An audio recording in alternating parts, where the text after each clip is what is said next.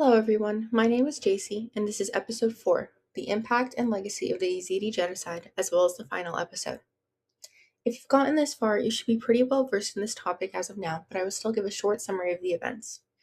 The Yazidi Genocide was a campaign of mass violence and death by ISIS against the Yazidis in northern Iraq. This began in August of 2014 when ISIS attacked Sinjar and the surrounding areas. Throughout this attack, ISIS fighters killed thousands of people, mainly men, kidnapped the women and children, and forced people to flee their homes, some of which have never returned. In this first slide, you'll see a picture of the Yazidi people escaping the Sinjar Mountains in August 2014, shortly after the attack. The genocide is generally considered to have ended back in 2017 once ISIS lost most of its hold in Iraq and Syria, and without this hold in power, it collapsed. The defeat of ISIS happened because of the combined efforts of many nations. The Kurdish forces, Iraqi forces, and American forces all helped to push ISIS out of the areas it had been controlling. Though they were able to defeat ISIS out of the territories they resided in, the genocide did not end immediately. Thousands of Yazidis are still missing, and others are still in refugee camps. The genocide itself lasted 3 years, from 2014 to 2017. There was mass amounts of destruction to the land and suffering of the Yazidi people. One of the main barriers that are not allowing the genocide from fully ending is that there is all-around instability in the region around Sinjar.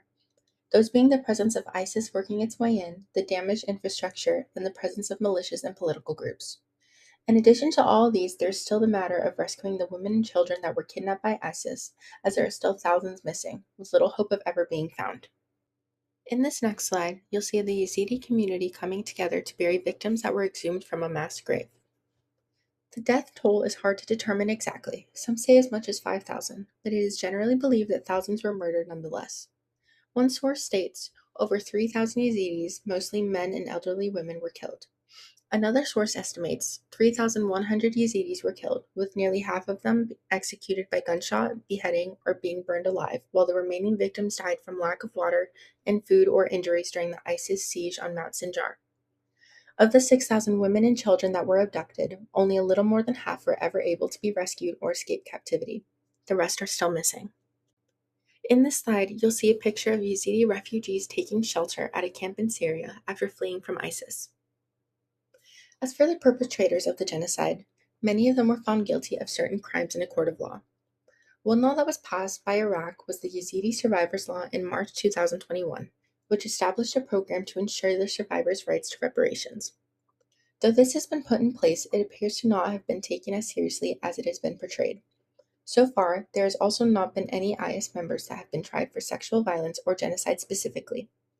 Many have been found guilty and either sentenced to death or life in prison. Throughout the prosecution and sentencing of those guilty, Iraq has solely relied on its anti-terrorism laws, which failed to criminalize a large sexual modus operandi defined in a system of organized rape, sexual slavery, and forced marriage used by ISIS.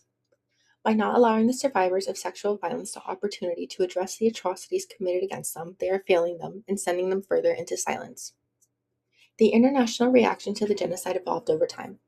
When reports were first coming in about what was happening in Sinjar, there were immediate news reports and stories being run about what was happening.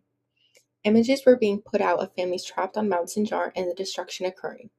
In response to this, President Barack Obama approved airdrops of humanitarian supplies to thousands of religious minorities in Iraq, and along with the US, there was also help that came from the British, French, and Australian forces that carried out airdrops. Later, they also launched airstrikes. In this slide, you'll see a picture of a funeral held in 2021 with Yazidi families following the recovery of relatives killed back in 2014 by ISIS. Over time, nations began to recognize the events that happened in Iraq as genocide. One of the earliest recognitions was by the European Parliament in 2016 when they passed a resolution that recognized the actions of ISIS and it constituted genocide.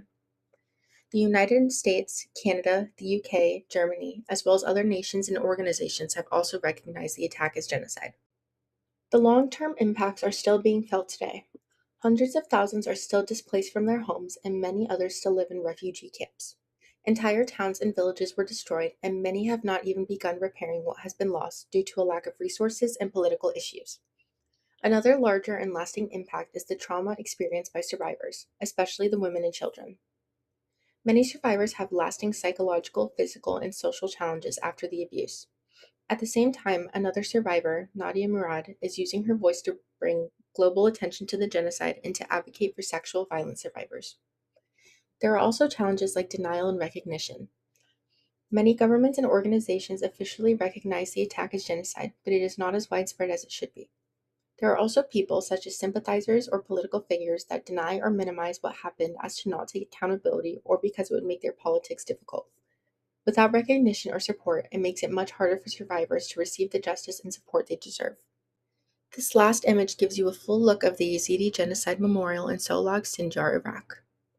In the end, the Yazidi genocide shows just how fast a vulnerable community can be targeted and a whole community destroyed because of extremist ideology and political instability.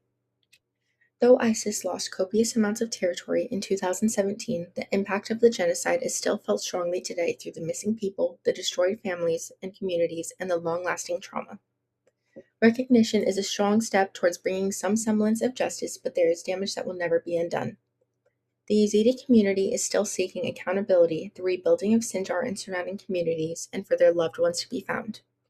Remembering is one of the most important things we can do. Without remembering, there is no way to prevent similar transgressions from happening again. If you've made it this far, thank you so much for choosing to listen to my episodes.